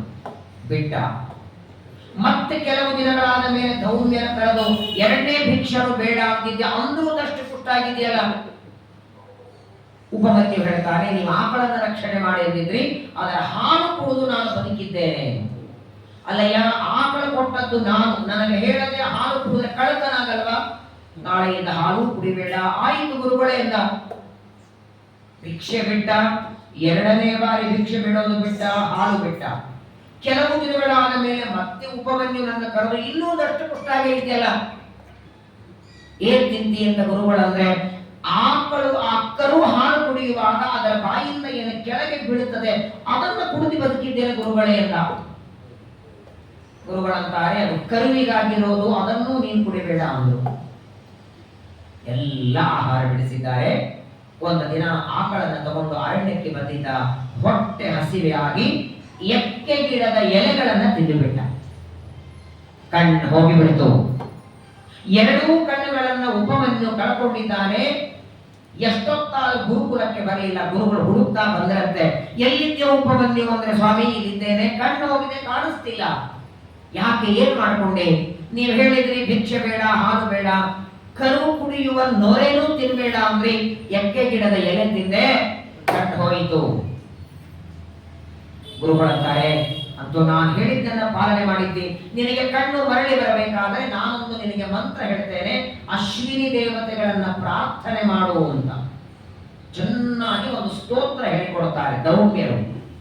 ಅದನ್ನ ಪ್ರಾರ್ಥನೆ ಮಾಡಿದ. ಅಶ್ವಿನಿ ದೇವತೆಗಳು ಬಂದು ಅವನಿಗೆ ಕಣ್ಣು ಕೊಡುತ್ತಾರೆ. ಕಣ್ಣು ಕೊಟ್ಟಾದ ಮೇಲೆ ತಿನ್ನೋದಕ್ಕೆ ಒಂದು ಅಪೂಪ ಕೊಟ್ಟರು, ಅನಾರಸ. ಧೌಮ್ಯರಿ ಅವರ ಅಶ್ವಿನಿ ದೇವತೆಗಳು ಉಪಮನ್ಯುವಿಗೆ ಅಪೂಪ ಕೊಡುತ್ತಾರೆ, ತಿನ್ನು ಅಂತ. ಅವನು ತಿನ್ನಿಲ್ಲ. ಅದನ್ನ ತಗೊಂಡು ಹೊರಟ. ಎಲ್ಲಿ ತಗೊಂಡು ಹೋಗ್ತೀನಿ? ನನ್ನ ಕಣ್ಣು ಮುಂದೆ ತಿನ್ನು ಅಂತ. ಇಲ್ಲ ಗುರುಗಳ ಸ್ವಾಮಿ, ಗುರುಗಳು ಹೇಳಿದ್ದಾರೆ, ಏನ್ ತಿನ್ನಬೇಕಾದ್ರೂ ನಾನು ಕೊಟ್ಟು ತಿನ್ನು ಅಂತ ಹೇಳಿದ್ದಾರೆ. ಈಗಾಗಲೇ ಭಿಕ್ಷೆ ಆಯಿತು, 2ನೇ ಭಿಕ್ಷೆ ಆಯಿತು, ಹಾಲಾಯಿತು. ಅವ್ರಿಗೆ ಕೊಡದೆ ನಾನು ತಿನ್ನಂದಾಗ ಅಶ್ವಿನಿ ದೇವತೆಗಳಂತಾರೆ, ನಿಮ್ಮ ಗುರುಗಳಿಗೂ ಒಂದ್ಸಲ ಇದನ್ನು ಕೊಟ್ಟಿದ್ದೆ ನಾನು ಅಪೂಪ. ನಿಮ್ ಗುರುಗಳು ತಾವು ತಿನ್ನುವಾಗ ಅವರ ಗುರುಗಳಿಗೆ ಕೊಳ್ಳೇ ಇಲ್ಲ. ಗುರುಗಳಿಗೆ ಕೊಟ್ಟೆ ತಿನ್ನೋದಿದ್ರೆ ಆ ನಿಯಮ ನಿಮ್ಮ ಗುರುಗಳು ಪಾಲನೆ ಮಾಡಬೇಕಾಗಿತ್ತು. ನಿಮ್ಮ ಗುರುಗಳಾದ ಧೌಮ್ಯರಿಗೆ ನಾನು ಕೊಟ್ಟ ಅಪೂಪವನ್ನು ಅವರೇ ತಿಂದಿದ್ದಾರೆ, ಸರ್ವತಾ ನೀನು ಅವರಿಗೆ ಕೊಡೋ ಅವಶ್ಯಕತೆ ಇಲ್ಲ, ನೀನು ತಿನ್ನು. ಉಪಮನ್ಯು ಅಂತಾನೆ, ನೀವು ನಮ್ಮ ಗುರುಗಳಿಗೆ ಕೊಟ್ಟಾಗ ನಮ್ಮ ಗುರುಗಳು ನಿಮ್ಮನ್ನ ಪ್ರಾರ್ಥನೆ ಮಾಡಿದ್ದು ತಮ್ಮ ಸ್ವಂತ ಬುದ್ಧಿಯಿಂದ, ಅವರ ಸ್ವಂತ ಬುದ್ಧಿಯಿಂದ ಪ್ರಾರ್ಥನೆ ಮಾಡಿದ್ರು, ನೀವು ಬಂದ್ರೆ ಕೊಟ್ರಿ. ಆದ್ರೆ ನಾನೀಗ ಪ್ರಾರ್ಥನೆ ಮಾಡಿದ್ದು ಗುರುಗಳ ಉಪದೇಶದಿಂದ ಅಂತಾನೆ. ನನಗೆ ನಿಮ್ಮ ಸ್ತೋತ್ರವೇ ಗೊತ್ತಿರಲಿಲ್ಲ. ಗುರುಗಳ ಉಪದೇಶದಿಂದ ನಾನು ನಿಮ್ಮನ್ನು ಪ್ರಾರ್ಥನೆ ಮಾಡಿದ್ದೇನೆ, ನೀವು ಬಂದು ಅಪೂಪ ಕೊಟ್ಟಿರಿ, ಇದನ್ನು ಅವರಿಗೆ ನಾನು ಕೊಡಬೇಕು. ಕೊನೆಗೆ ಅವನ ಗುರುಭಕ್ತಿಯನ್ನು ಮೆಚ್ಚಿ ಅಶ್ವಿನಿ ದೇವತೆಗಳಂತಾರೆ, ಸಾಕಪ್ಪ ತಿಂದು ಬಿಡು ಇದನ್ನು ನೀನೇ ಎಂದು. ಏನು ಮಾಡಲ್ಲ ನಿಮ್ಮ ಗುರುಗಳು ನಿನಗೆ. ಸರಿ, ದೇವತೆಗಳು ಒತ್ತಾಯ ಮಾಡುತ್ತಿದ್ದಾರೆ ಅಂತ ತಿಂದು ಬಿಟ್ಟ. ಗುರುಗಳು ಬರ್ತಾರೆ, ಅಶ್ವಿನಿ ದೇವತೆಗಳ ಕೊಟ್ಟ ಅಪೂಪವನ್ನು ತಿಂದದ್ದಕ್ಕೆ ಆಯಿತು, ನೀನು ಇವತ್ತಿನವರೆಗೆ ನನ್ನ ಸೇವೆ ಮಾಡಿದ್ದಿ, ನಿನಗೆ ಉತ್ತಮವಾದ ವಿದ್ಯಾ ಬರಲಿ ಅಂತ ಆಶೀರ್ವಾದ ಮಾಡಿ ಕೊಟ್ಟು ಕಳಿಸಿದರು. ಮೊದಲನೆಯವನು ಆರುಣಿ, ಎರಡನೆಯವನು ಉಪಮನ್ಯು, ಇಬ್ಬರು ಗುರುಗಳ ಸೇವೆ ಮಾಡಿ ಉತ್ತಮ ವಿದ್ವಾಂಸರಾಗಿ ಮನೆಗೆ ಹೋಗಿಬಿಟ್ಟು. ಮೂರನೆಯವನು ಕೆಲಸ ಮಾಡ್ತಾನೆ ಇದ್ದ, ಸೇವೆ ಮಾಡುತ್ತಿದ್ದ, ಬೈದ ಅಂತ ಅವನ ಹೆಸರು. ಸಯೇವಂ ಪ್ರತಿಮಾಸ ಪ್ರತಿ ಸಾಮಾನ್ಯೋ ಉದಂಕಂ ಚೈವ ಪ್ರವಾಸಕಂ ಜಗ. ಈ ಬೈದ ಅನ್ನುವ ಮೂರನೆಯವನಿದ್ದ ಧೌಮ್ಯರ ಶಿಷ್ಯ, ಅವನಿಗೆ ಮನೆಯೊಳಗಿರುವ ಎತ್ತುಗಳನ್ನು ನೋಡೋದಕ್ಕೆ ಗುರುಗಳು ಸೇವೆ ಕೊಟ್ಟಿದ್ದನು. ಮನೆಯಲ್ಲಿರುವ ಆಕಳು ಎತ್ತುಗಳನ್ನು ನಿತ್ಯದಲ್ಲಿ ನೋಡುತ್ತಿದ್ದ. ಒಂದು ದಿನ ಆ ಬೈದನನ್ನ ಕರೆದು ಗುರುಗಳಂತಾರೆ, ನೋಡು, ನೀನು ನನ್ನ ಹತ್ರ ಅಧ್ಯಯನ ಮಾಡಿ ಬಹಳ ವರ್ಷ ಆಯಿತು, ಈಗ ನೀನು ನಿನ್ನ ಮನೆಗೆ ಹೊರಡು ಅಂತ. ಮೂರನೆಯವನಿಗೆ ಬಹಳ ಪರೀಕ್ಷೆ ಮಾಡಲಿಲ್ಲ, ಇಬ್ಬರನ್ನೇ ಪರೀಕ್ಷೆ ಮಾಡಿ. ಆರುಣಿ ಉಪಮನ್ಯುವಿಗೆ ಪರೀಕ್ಷೆ ಮಾಡಿ ಜ್ಞಾನ ಕೊಟ್ಟರು, ಈ ಬೈದನಿಗೆ ಮಾತ್ರ ಅವನಿಗೆ ಅನುಗ್ರಹ ಮಾಡಿ ಕಳಿಸ್ತಾರೆ. ಇವನೇನು ಮಾಡ್ದ ಅಂದ್ರೆ, ಈ ಬೈದ ಅನ್ನುವಂತಹ ಏನು ಧೌಮ್ಯರ ಶಿಷ್ಯ ಇದ್ದಾನೆ, ಇವನು ಮಹಾಬುದ್ಧಿವಂತಿದ್ದ. ಈ ವಾರ್ತೆ ಜನಮೇಜಯನಿಗೆ ಗೊತ್ತಾಯಿತು. ಜನಮೇಜಯನಿಗೆ ವಾರ್ತೆ ಗೊತ್ತಾಯಿತು, ಧೌಮ್ಯ ಋಷಿಗಳ ಹತ್ರ 3 ಜನ ಅಧ್ಯಯನ ಮಾಡಿದ್ದಾರೆ, ಅದರಲ್ಲಿ ಮೂರನೆಯವನು ಬೈದ ಅನ್ನುವ ಋಷಿಗಳಿದ್ದಾರೆ, ಮಹಾಮೇಧಾವಿಗಳು. ಹಾಗಾದ್ರೆ ಅವರ ಹತ್ರ ನಾನು ಹೋಗಿ ಪೌರೋಹಿತ್ಯಕ್ಕಾಗಿ ಪ್ರಾರ್ಥನೆ ಮಾಡೋಣ. ಪೌರೋಹಿತ್ಯ ಅಂದ್ರೆ ಸರ್ಪಯಾಗದ ಪೌರೋಹಿತ್ಯ ಅಲ್ಲ. ನಾನು ನಿನ್ನೆ ಹೇಳಿದ್ದೇನೆ ಕಥೆಯನ್ನ. ಪರೀಕ್ಷಿತ ರಾಜನಿಗೆ 4 ಜನ ಗಂಡು ಮಕ್ಕಳು. ಮೊದಲನೆಯವನು ಜನಮೇಜಯ, ಎರಡನೆಯವನು ಶ್ರುತಸೇನ, ಮೂರನೆಯವನು ಉಗ್ರಸೇನ, 4ನೆಯವನು ಭೀಮಸೇನ. ಅದರೊಳಗೆ ಈ ಶ್ರುತಸೇನ, ಉಗ್ರಸೇನ, ಭೀಮಸೇನ ಜನಮೇಜಯನ ತಮ್ಮಂದ್ರು ಒಂದು ತಪ್ಪು ಮಾಡಿದ್ರು. ಒಂದು ಜ್ಞಾನಸತ್ರ ಮಾಡುವಾಗ ಒಂದು ನಾಯಿ ಬಂದು ನಿಂತಿತ್ತು. ಆ ನಾಯಿ ಬಂದು ಇವರನ್ನ ಮುಟ್ಟಿಲ್ಲ, ಇವರ ಪದಾರ್ಥಗಳ ಮುಟ್ಟಿಲ್ಲ, ದೂರದಲ್ಲಿ ನಿಂತು ನೋಡುತ್ತಾ ಇದೆ. ಅಷ್ಟಕ್ಕೆ ಈ 3 ಜನ ಹೋಗಿ ಹೊಡೆದಿರ್ತಾರೆ ಅದನ್ನ. ಅಪರಾಧ ಮಾಡದೆ ನಾಯಿಯನ್ನ ಹೊಡೆದದ್ದಕ್ಕೆ ಆ ನಾಯಿಯ ತಾಯಿ ಬಂದು ಶಾಪ ಕೊಡ್ತಾಳೆ ಜನಮೇಜಯನಿಗೆ, ಏನೂ ಮಾಡದೆ ನನ್ನ ಮಗನಿಗೆ ನೀನು ಹೊಡೆದದ್ದಕ್ಕೆ ಯಾವ ತಪ್ಪು ಮಾಡದೆ ನಿನಗೆ ಭಯ ಬರಲಿ. ಆ ನಾಯಿಯನ್ನು ಹೊಡೆದದ್ದಕ್ಕೆ ಅದರ ಪರಿಹಾರಕ್ಕಾಗಿ ಒಂದು ಯಜ್ಞ ಮಾಡಬೇಕು ಅಂತ ಋಷಿಗಳನ್ನ ಹುಡುಕ್ತಿದ್ದ. ಗೊತ್ತಾಯ್ತು, ಬೈದ ಅನ್ನುವ ಋಷಿಗಳು ಮಹಾಜ್ಞಾನಿಗಳಿದ್ದಾರೆ, ಅವರ ಹತ್ರ ಹೋಗಬೇಕು ಅಂತ ಹೊರಟಿದ್ದ. ಇಲ್ಲೇನಾಯ್ತು ನೋಡಿ, ಈ ಬೈದ ಅನ್ನುವ ಋಷಿಗಳು ಗುರುಗಳಿಂದ ವಿದ್ಯೆಯನ್ನ ಪಡೆದು ಮನೆಗೆ ಬಂದು ಮದುವೆ ಮಾಡಿಕೊಂಡು ಮನೆಯಲ್ಲಿ 3 ಜನ ಶಿಷ್ಯರನ್ನ ಇಟ್ಕೊಂಡ್ರು. ತಮ್ಮ ಗುರುಗಳು ತಮಗೆ ಪಾಠ ಹೇಳಿದಾಗ ನಾನು ಪಾಠ ಮಾಡಬೇಕು ಅಂತ ಬೈದರು 3 ಜನರನ್ನ ಇಟ್ಟುಕೊಂಡು ಪಾಠ ಮಾಡುತ್ತಿದ್ದರು. ವಿಶೇಷವಾಗಿ ಆದರೆ ಅವರು ಒಂದು ಮಾಡ್ತಿದ್ರು, ತಮ್ಮ ಗುರುಗಳು ತಮಗೆ ಹೇಗೆ ಪರೀಕ್ಷೆ ಮಾಡುತ್ತಿದ್ರು ಹಾಗೆ ಪರೀಕ್ಷೆ ಮಾಡ್ತಿರ್ಲಿಲ್ಲ. ಅದಂತಿರ್ಬೇಡ, ಇದಂತಿರ್ಬೇಡ, ಅಲ್ಲಿ ಹೋಗ್ಬೇಡ, ಇಲ್ಲಿ ಹೋಗ್ಬೇಡ, ಏನಿಲ್ಲ. 2 ಹೊತ್ತು ಊಟ ಮಾಡಿಕೊಂಡು ವೇದಾಧ್ಯಯನವನ್ನ ಮಾಡಿ ಅಂತ ಶಿಷ್ಯರನ್ನ ಇಟ್ಟುಕೊಂಡು ಪಾಠ ಮಾಡ್ತಿದ್ರು. ಅವರ ಹತ್ರ ಅಧ್ಯಯನ ಮಾಡುವಾಗ ವಿಶೇಷವಾಗಿ ಉದಂಕ ಅಂತ ಒಬ್ಬ ಶಿಷ್ಯ ಇದ್ದ, ಬೈದರ ಶಿಷ್ಯ. ಒಂದು ದಿನ ಉದಂಕರನ್ನ ಕರೆದು ಬೈದರ ಹೇಳ್ತಾರೆ, ಗುರುಗಳು ನನಗೆ ಸ್ವಲ್ಪ ಕೆಲಸ ಇದೆ, ನಾನು ಬೇರೆ ಊರಿಗೆ ಹೋಗ್ತೇನೆ, ನಾನು ಹೋಗಿ ಬರೋವರೆಗೆ ಈ ಗುರುಕುಲ ನನ್ನ ಮನೆ ಎಲ್ಲ ನೀವು ನೋಡ್ಕೋಬೇಕು. ಆಯ್ತು ಗುರುಗಳೇ ಅಂತ ಹೇಳ್ತಾರೆ. ಪಾಪ ಬೈದರು ಕೆಲಸಕ್ಕೆ ಬೇರೆ ಊರಿಗೆ ಹೋಗಿರ್ತಾರೆ. ಅದೇ ಸಂದರ್ಭದಲ್ಲಿ ಆ ಗುರುಗಳ ಹೆಂಡತಿಗೆ ಏನೋ ಒಂದು ಅಪೇಕ್ಷೆ. ಸಾಮಾನ್ಯವಾಗಿ ಹಿಂದಿನ ಕಾಲದಲ್ಲೆಲ್ಲ ಅಧ್ಯಯನ ಮುಗಿದ ಮೇಲೆ ಗುರುದಕ್ಷಿಣೆ, ಕೃಷ್ಣ ಪರಮಾತ್ಮ ಸಂದೀಪಿನಿಗೆ ಕೇಳದ ಗುರುದಕ್ಷಿಣೆ ಏನ್ ಕೊಡ್ಲಿ ಅಂತ, ಸಪ್ತ ಮಗನನ್ನ ತಿರುಗಿಕೊಡು ಅಂದ್ರೆ ಅವರು. ಗುರುದಕ್ಷಿಣೆ ಅಂದ್ರೆ ಏನೋ ಬೆಳ್ಳಿ ಬಾಡ್ಗ, ಬೆಳ್ಳಿ ತಮಗೆ ಥಾಲಿ, ಒಂದು ಹೋತ್ರ ತಟ್ಟಲಿಕ್ಕೇನೋ ಕೊಟ್ಟು ಮುಗಿಸೋದಲ್ಲ. ಹಿಂದಿನ ಕಾಲದಲ್ಲಿ ಗುರುಗಳು ಏನು ಬೇಡ್ತಾರೆ ಅದನ್ನು ತಂದು ಕೊಡ್ತಿದ್ದಾರೆ. ಗುರುಗಳು ಊರಿಗೆ ಹೋಗಿದ್ದಾರೆ, ಮನೆಯಲ್ಲಿ ಸೇವೆ ಮಾಡ್ತಾ ಇದ್ದ. ಕೆಲವು ದಿನಗಳ ನಂತರ ಬೈದರು ಬಂದರು. ಬಂದ ಮೇಲೆ ಉದಂಕ ಹೇಳ್ತಾನೆ, ಸ್ವಾಮಿ ಇಷ್ಟು ದಿವಸ ನನ್ನ ಇಟ್ಕೊಂಡು ಅಧ್ಯಯನ ಮಾಡಿಸಿದ್ದೇನೆ, ನೀವು ಕೊಟ್ಟ ವಿದ್ಯೆಗೆ ನಾನೇನು ಗುರುದಕ್ಷಿಣೆ ಕೊಡಬೇಕು, ಏನಾದ್ರೆ ಬೇಡಿ ಕೊಡುತ್ತೇನೆ, ಬೇಡಿದ್ದು ಕೊಡುತ್ತೇನೆ ಅಂದ. ಉವಾಚ ಚೈನಂ ವತ್ಸ ಉದಂಕ ಕಿಂತೆ ಪ್ರಿಯಂ ಕರವಾಣಿ ಧರ್ಮತಃ ಸುಶೀತೋಸ್ಮಿ ಭವತ. ಉದಂಕ ಕೇಳ್ತಾನೆ, ಗುರುದಕ್ಷಿಣೆ ಬೇಡಿ ಕೊಡುತ್ತೇನಂದ್ರೆ ಗುರುಗಳಂತಾರೆ, ನೀ ನನ್ನ ಸೇವೆ ಮಾಡಿದ್ಯಲ್ಲ ಇದೇ ಗುರುದಕ್ಷಿಣೆ ಎಂದರು. ಎಷ್ಟು ಕೆಲಸ ಮಾಡಿದ್ಯಪ್ಪ, ನನ್ನ ಈ ಗುರುಕುಲ ಮನೆಯನ್ನು ನೋಡ್ಕೊಂಡಿದ್ದೆ, ನಿನ್ನ ಸೇವೆಗೆ ಏನು ಗುರುದಕ್ಷಿಣೆ ಬೇಡ, ಸರಿ ನಿನ್ ಮನೆ ಹೊರಡು. ಇಲ್ಲ ನನ್ನ ಮನಸ್ಸು ಒಪ್ತಾ ಇಲ್ಲ, ನಿಮ್ಗೇನಾದ್ರೂ ಕೊಡಬೇಕು. ಇವರಂತಾರೆ ಬ್ಯಾಡಯ್ಯ ಅಂತಾರೆ ಗುರುಗಳು. ಬೈದ ಋಷಿಗಳು ಬೇಡ ಅಂತಾರೆ, ಉದಂಕನಿಗೆ ಮಾತ್ರ ಕೊಡಬೇಕು ಅಂತ. ಕೊನೆಗೆ ಅವರಂದ್ರು, ಒಂದು ಕೆಲಸ ಮಾಡು, ನನಗೇನು ಗುರುದಕ್ಷಿಣೆ ಬೇಡ, ನನ್ನ ಹೆಂಡತಿಗೆ ಕೇಳು, ಅವಳೇನಾದ್ರೆ ಬೇಡಿದ್ರೆ ಕೊಡು. ಬಂದ ಬೈದ ಋಷಿಗಳ ಹೆಂಡತಿ ಹತ್ರ ಬಂದು ಉದಂಕ ಹೇಳ್ತಾನೆ, ಮತ್ತೆ ನಿಮ್ಮ ಮನೆಯವರು ಯಜಮಾನರು ನನಗೆ ವಿದ್ಯಾಭ್ಯಾಸ ಮಾಡಿಸಿದ್ದಾರೆ, ಗುರುದಕ್ಷಿಣೆ ಅಂತ ನಿಮಗೆ ಕೇಳುವಂತಿದ್ದಾರೆ, ಏನಾದರೂ ಬೇಡಿ ಎಂದಾಗ ಆ ಬೈದ ಋಷಿಗಳ ಹೆಂಡತಿ ಉದಂಕನಿಗೆ ಹೇಳ್ತಾರೆ, ನೀನು ಗುರುದಕ್ಷಿಣೆ ಅಂತ ಕೊಡಬೇಕಾದ್ರೆ ಒಂದು ಬೇಕು, ನನಗೆ ಕೊಡು. ಏನ್ ಬೇಡಿ ಕೊಡ್ತೇನೆ ಎಂದಾಗ ಅವ್ರು ಹೇಳ್ತಾರೆ, ಪೌಷ್ಯ ಅಂತ ಒಬ್ಬ ಋಷಿಗಳಿದ್ದಾರೆ, ಮಹಾಜ್ಞಾನಿಗಳು, ಸಕಲ ವೇದ ಓದ್ದವರು. ಆ ಪೌಷ್ಯ ಋಷಿಗಳಿಗೆ ಒಬ್ಬ ಹೆಂಡತಿ, ಆ ಹೆಂಡತಿ ಕಿವಿಯಲ್ಲಿ ಕುಂಡಲಗಳು ಹಾಕೊಂಡಿದ್ದಾರೆ. ಪೌಷ್ಯ ಋಷಿಗಳ ಹೆಂಡತಿಯ ಕಿವಿಯಲ್ಲಿ ಕುಂಡಲ ಇದೆ, ಆ ಕುಂಡಲವನ್ನ ಗುರುದಕ್ಷಿಣೆಯಾಗಿ ನನಗೆ ತಂದು ಕೊಡು. ಇನ್ನೊಬ್ಬರ ಕಿವಿಯಲ್ಲಿ ಹೆಂಗೆ ಹೇಳೋದ್ರಿ, ಅವರ ಕಿವಿಯೊಳಗೆ ಇರುವಂತಹದ್ದೇ ಇನ್ನೊಂದು ಮಾಡಿಸಿಕೊಡುವುದು ಕೊಡ್ತಿದ್ದ ಉದಂಕ.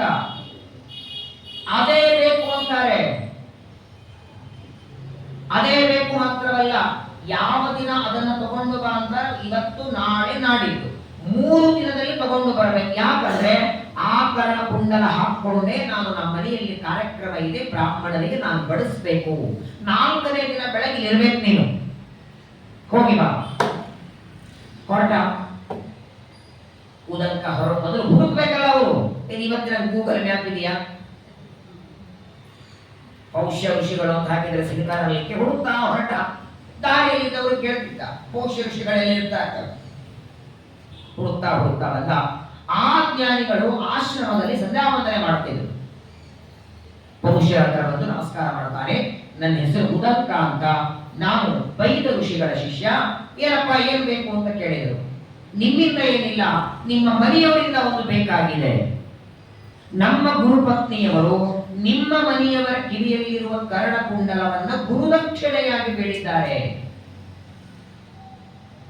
ಅಲ್ಲೇ ಅವರು ಬೈದು ಕಳಿಸಬಹುದಾಗಿತ್ತಲ್ಲ, ನನ್ನ ಹೆಂಡತಿಗೆ ನಾನು ಮಾಡಿಸಿಕೊಟ್ಟದ್ದು ನೀನೇನು ತಗೊಂಡು ಹೋಗೋದು ಅಂತ. ಎಂಥ ಜ್ಞಾನಿಗಳು ನೋಡಿ. ಪೌಷ್ಯ ಋಷಿಗಳಂತಾರೆ, ನೋಡಪ್ಪ ನಿನ್ ಬಗ್ಗೆ ಕೇಳಿದ್ದೇನೆ, ಭಾರಿ ಗುರು ಭಕ್ತ ನೀನು, ಪರವಾಗಿಲ್ಲ, ನನ್ನ ಮನೆಗೆ ಹೋಗಿ ಹೆಂಡತಿಗೆ ಹೇಳಿಕೊಡುತ್ತಾರೆ, ತಗೊಂಡು ಹೋಗು. ಬಂದ, ಮನೆಗೆ ಬಂದ, ಹುಡುಕಿದ, ಎಲ್ಲ ಕಡೆಗೆ ಹುಡುಕಿದ, ಸಿಗಲೇ ಇಲ್ಲ. ಇಡೀ ಆಶ್ರಮ ಎಲ್ಲ ಹುಡುಕಿದರೂ ಆ ಪೌಷ್ಯ ಋಷಿಗಳ ಹೆಂಡತಿ ಕಾಣಲಿಲ್ಲ. ಅಥೈವಂ ಮುಕ್ತಃ ಉದಕಂಕ ಸ್ಮೃತ್ವಾ ಉವಾಚೆ. ಮತ್ತೆ ಬಂದ, ಸ್ವಾಮಿ ಮನೆಯಲ್ಲಿ ಇಲ್ಲಲ್ಲ ನಿಮ್ಮ ಮನೆಯವರು, ಅಲ್ಲೇ ಇದ್ದಾರೆ ಎಂದು.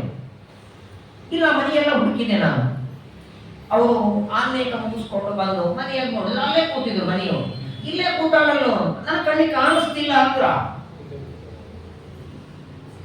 ನನ್ನ ಕಣ್ಣಿಗೆ ನಿಮ್ಮ ಮನೆಯವರು ಕೂತದ್ದು ಕಾಣಿಸ್ತಿಲ್ಲ ಅಂತ ಉದಂಕ ಹೇಳ್ತಾರೆ. ಋಷಿಗಳಂತ ಇಲ್ಲೇ ಕೂತಿದ್ದಾಳ ಹೆಂಡತಿ. ಒಂದು ಮಾತು ಹೇಳ್ತಾರೆ, ನೋಡು, ನೀನ್ ದಾರಿಯಲ್ಲಿ ಬರುವಾಗ ಏನಾದರೂ ಅಶುದ್ಧವಾದ ಕೆಲಸ ಮಾಡಿದ್ದೀಯಾ, ಅಶುದ್ಧವಾದ ಕೆಲಸ ಮಾಡಿದರೆ ಅವರ ಕಣ್ಣಿಗೆ ನನ್ನ ಹೆಂಡತಿ ಕಾಣಿಸುವುದಿಲ್ಲ. ಹೆಂಗಿದ್ರು ನೋಡಿ ಹಿಂದಿನ ಕಾಲದಲ್ಲಿ ಋಷಿ ಸ್ತ್ರೀಯರು. ಏನಾದರೂ ಮಾಡಿದ್ದ ನೆನೆಸ್ಕೊಳ್ಳುತ್ತಾರೆ ಉದಂಕನಿಗೆ. ಸ್ವಲ್ಪ ವಿಚಾರ ಮಾಡದ ಉದಂಕ ಅಂತಾನೆ, ಸ್ವಾಮಿ ಬರಬೇಕಾದಾಗ ಹಸಿರಾಯಿತು ಅಂತ ಹಣ್ಣು ತಿಂದೆ, ಕೈ ಕಾಲು ತೊಳೆಯದೆ ಬಂದೆ, ಅದಕ್ಕೆ ನಿನಗೆ ಕಾಣಿಸ್ತಾ ಇಲ್ಲ. ಸದ್ಯದಲ್ಲಿ ಕೈ ಕಾಲು ತೊಳಗೋ, ಆಚಮನ ಮಾಡುವಂತಾರೆ. ನೋಡಿ, ಹಣ್ಣು ತಿಂದ್ರು, ಅವಲಕ್ಕಿ ತಿಂದ್ರು, ಊಟನೇ ಮಾಡಿದರು, ಮುಸುರೆ ಹೋಗೋದು ಮಾತ್ರ ಆಚಮನ ಮಾಡಿದ ಮೇಲೆ. ಊಟ ಆದ ಮೇಲೆ ಮಾತ್ರ ಆಚಮನ ಮಾಡಬೇಕಲ್ಲ, ಅವಲಕ್ಕಿ ತಿಂದ ಮೇಲೂ ಆಚಮನ ಮಾಡಬೇಕಂತೆ. ಅದು ಫಲಹಾರ ಹೌದು. ಅವಲಕ್ಕಿ ತಿಂದ ಮೇಲೂ ಕೈ ತೊಳ್ಕೊಂಡಾದ ಮೇಲೆ ಆಚಮನ ಆದ ಮೇಲೆ ಶುದ್ಧಿ. ಊಟ ಮಾಡಿದ್ರೆ ಮಾಡೋದೇ ದೊಡ್ಡದಾಗಿದೆ, ಅವಲಕ್ಕಿ ತಿಂದ ಮೇಲೆ ಯಾರು ಮಾಡ್ತಾರೆ? ಆ ಊಟ ಆದ್ಮೇಲೆ ನೆನಪೇ ಇರಲ್ಲ ಪಾಪ. ವಾಸ್ತವಿಕವಾಗಿ ಒಂದು ಸಲ ತೀರ್ಥ ಹೇಳಿದ್ದಾರೆ. ಊಟ ಆದ ಮೇಲೆ ಕೈ ತೊಳ್ಕೊಂಡು 2 ಬಾರಿ ಆಚಮನ ಮಾಡಿ 1 ಬಾರಿ ತೀರ್ಥ, ಆಮೇಲೆ ಮುಸುರೆ ಹೋಗುತ್ತೆ. ಅಲ್ಲಿ ಇಲ್ಲಿ ಊಟ ಆಗ್ತದೆ, ಅಲ್ಲಿ ಕೈ ತೊಳ್ಕೊಂಡು ಇಲ್ಲಿ ಕಾಶಿನಾಥ್ ತೀರ್ಥ ಕೊಡ್ತಾರೆ, ಗಾಡಿ ಹೊರಡೋದು. ಒಂದರ್ಥದಲ್ಲಿ ಇಡೀ ಜೀವನ ಮುಸುರೆಯಲ್ಲಿದ್ದಂಗೆ ನಾವು. ಇಲ್ಲ, ಬಹಳ ಹಾನಿ ಇಲ್ಲ. ಇದು ನೋಡಿ, ದಾರಿಯಲ್ಲಿ ಬರುವಾಗ ಹಣ್ಣು ತಿಂದು ಕಾಲು ತೊಳ್ಕೊಳ್ಳದೆ ಇದ್ದದಕ್ಕೆ ಹೆಂಡತಿ ಕಾಣಿಸ್ತಿಲ್ಲ. ತಕ್ಷಣದಲ್ಲಿ ಉದಂಕ ಸ್ನಾನ ಮಾಡ್ತಾನೆ, ಆಚಮನ ಮಾಡಿದ. ಆ ನಂತರ ಪೌಷ್ಯ ಋಷಿಗಳ ಹೆಂಡತಿಯ ದರ್ಶನ ಆಯಿತು. ನಮಸ್ಕಾರ ಮಾಡಿ ತನ್ನ ಬಗ್ಗೆ ಹೇಳ್ಕೊಂಡ. ನನ್ನ ಹೆಸರು ಉದಂಕ ಅಂತ. ಬೈದ ಋಷಿಗಳ ಶಿಷ್ಯ ನಾನು. ಗುರುಪತ್ನಿಯರಿಗೆ ಗುರುದಕ್ಷಿಣೆ ಏನು ಬೇಕು ಅಂತ ಬೇಡಿದರೆ ನಿಮ್ಮ ಕಿವಿಯಲ್ಲಿರುವ ಕುಂಡಲಗಳನ್ನ ಬೇಕು ಅಂದಿದ್ದಾರೆ, ಅದನ್ನ ಕೊಡಿ. ತಾ ಉವಾಚ ಏತೆ ಕುಂಡಲೆ ಭಕ್ಷಿತೆ ಗುರುವರ್ಥಮ್ಮೆ ದಾತು ಮರಹಸಿ. ಏನ್ ಸಾತ್ವಿ ಶಿರೋಮಣಿ ನೋಡಿ, 2ನೇ ಪ್ರಶ್ನೆ ಕೇಳಿಲ್ಲ. ನೀನು ಮಾಡಿದ ಗುರು ಸೇವೆಗೆ ಸಂತುಷ್ಟರಾಗಿ ನಿನ್ನ ಗುರುಗಳು ಜ್ಞಾನ ಕೊಟ್ಟಿದ್ದಾರಲ್ಲ, ನಿನ್ನ ನೋಡಿ ಆನಂದ ಆಗತ್ತಪ್ಪ ಅಂತ 2 ಕುಂಡಲಗಳನ್ನ ಬಿಚ್ಚಿ ಕೈಗೆ ಕೊಟ್ರ. ಕೊಡುವಾಗ ಒಂದು ಮಾತು ಹೇಳ್ತಾರೆ. ಪೌಷ್ಯರ ಹೆಂಡತಿ ಹೇಳ್ತಾರೆ ಉದಂಕರಿಗೆ, ಈ ಕುಂಡಲಗಳನ್ನ ತಗೊಂಡು ಹೋಗ್ತಾ ಇದ್ದಿ, ಜೋಪಾನ ತಗೊಂಡೋಗು. ಅಕಸ್ಮಾತ್ ಆಗಿ ತಕ್ಷಕನ ಕಣ್ಣಿಗೆ ಈ ಕುಂಡಲಗಳ ಬಿದ್ರೆ ಅಪಹಾರ ಮಾಡಿ ಬಿಡ್ತಾನೆ. ತಕ್ಷಕನಿಗೆ ಈ ಕುಂಡಲಗಳ ಕಣ್ಣಿಗೆ ಬೀಳಬಾರದು, ಹಾಗೆ ಜೋಪಾನದಿಂದ ತಗೊಂಡು ಹೋಗುವಂತ ಋಷಿಗಳ ಹೆಂಡತಿ ಹೇಳ್ತಾರೆ. ಆಯಿತು ಅಂತ ನಮಸ್ಕಾರ ಮಾಡಿದ, ಹೊರಟ. ಇನ್ನೊಂದೇನಾಗಿತ್ತಂದ್ರೆ, ಏನೋ ತಡ ಮಾಡಿ ಬರೋ ಹಾಗೆ ಇರಲಿಲ್ಲ. 3 ದಿನ ಟೈಮ್ ಕೊಟ್ಟಿದ್ರು ಗುರುಪತ್ನಿಯರು. 4ನೇ ದಿನ ಬೆಳಗ್ಗೆ ಇರಬೇಕು ಅಂತ ಹೊರಟಿದ್ದಾನೆ. ಆ ಉದಂಕ ಕುಂಡಲಗಳನ್ನು ತಗೊಂಡು ಬರುವಾಗ ಅವನ ಹಿಂದೆ ಒಬ್ಬ ಸನ್ಯಾಸಿಗಳು ಹೊರಟಿದ್ರು. ಯಾರು ಅಂತ ಹಿಂತಿರುಗಿದ. ಆ ಸನ್ಯಾಸಿಗಳು ಹೇಗಿದ್ರಂದ್ರೆ, 1 ಬಾರಿ ಕಾಣಿಸ್ತಿದ್ರು, ಒಮ್ಮೆ ಅದೃಶ್ಯ ಆಗ್ತಿದ್ರು. ವಿಚಿತ್ರ ಅನಿಸ್ತು ಉದಂಕನಿಗೆ. ಮೊದಲನೇದು ನನ್ನನ್ನೇ ಫಾಲೋ ಮಾಡ್ಕೊಂಡು ಬರ್ತಿದ್ದಾರೆ, ಯಾರು ಅಂತ ಮಾತಾಡಿಸೋಣ ಅಂತ ತಿರುಗಿದ್ರೆ ಕಾಣಿಸಲ್ಲ, ಬರಬೇಕಾದ ಸಂಪಳ ಮಾತ್ರ ಕೇಳ್ತದೆ. ಒಂದ್ಸಲ ಕಾಣಿಸ್ತಿತ್ತು, ಒಂದ್ಸಲ ಕಾಣಿಸ್ತಿರಲಿಲ್ಲ. ಯಾರಿರಬಹುದು ಅಂತ ಸ್ವಲ್ಪ ವಿಚಾರ ಮಾಡಿ ಬರ್ತಾ ಇರುವಾಗ ಉದಂಕನಿಗೆ ನೀರಡಿಕೆ ಆಯಿತು. ಆಗಿನ ಕಾಲದಲ್ಲೆಲ್ಲ ಏನು ಗಾಡಿ ಇಲ್ಲ, ನಡ್ಕೊಂಡು ಬರಬೇಕು. ದಾರಿಯಲ್ಲಿ ಬರುವಾಗ ನೀರಡಿಕೆ ಆಯಿತು ಅಂತ ಏನ್ ಮಾಡ್ತಾನೆ, ಆ ಕರ್ಣಕುಂಡಲವನ್ನ ನೆಲದ ಮೇಲೆ ಇಟ್ಟ. ನೀರು ಕುಡಿಬೇಕು ಅಂತ ಹುಡುಕ್ತಿದ್ದ. ಆ ಹಿಂದೆ ಸನ್ಯಾಸಿ ಅಂತ ಬರ್ತಾ ಇದ್ದವು ತಕ್ಷಕ. ಸನ್ಯಾಸಿಯ ವೇಷದಲ್ಲಿ ಬರುವ ತಕ್ಷಕ ಈ ಉದಂಕ ಕರ್ಣಕುಂಡಲ ಕೆಳಗೆ ಇಟ್ಟದ್ದನ್ನ ನೋಡಿ ತಕ್ಷಣದಲ್ಲಿ ಹಾವಿನ ವೇಷ ತಗೊಂಡ. 2 ಕುಂಡಲಗಳನ್ನ ತಗೊಂಡು ದೊಡ್ಡದಾದ ಬಿಲದೊಳಗೆ ಹೋಗಿಬಿಟ್ಟ.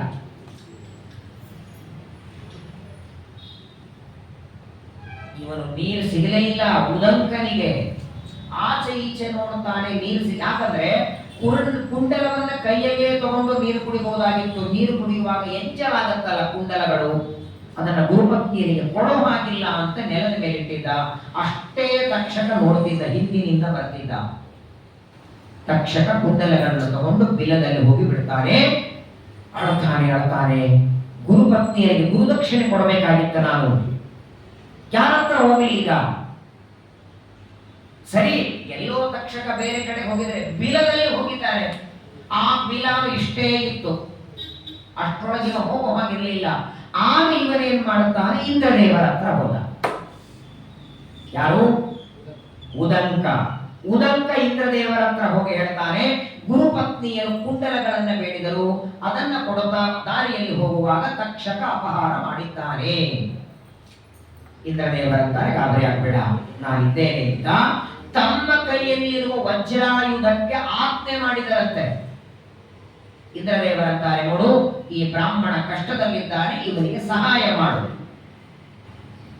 ಆ ಇಂದ್ರದೇವರ ವಜ್ರಾಯುಧ ಬಂದು ಯಾವ ಬಿಲದಲ್ಲಿ ತಕ್ಷಕ ಪ್ರವೇಶ ಮಾಡಿದ್ದ, ಜೋರಾಗಿ ಆ ಬಿಲಕ್ಕೆ ವಜ್ರಾಯುಧದ ಪೆಟ್ಟು ಹೊಡೆದರೆ ಬಿಲ ಒಡಿತು ಒಳಗೆ ಹೋಗಿಬಿಟ್ಟ ಉದಂಕ. ಒಳಗೆ ಒಳಗೆ ಒಳಗೆ ಕೊನೆಗೆ ಎಲ್ಲಿಗೆ ಬರ್ತಾನೆ? ನಾಗಲೋಕಕ್ಕೆ ಬಂದ. ಕುಂಡಲಗಳನ್ನು ತೆಗೆದುಕೊಂಡು ತಕ್ಷಕ ನಾಗಲೋಕಕ್ಕೆ ಬಂದಿದ್ದ.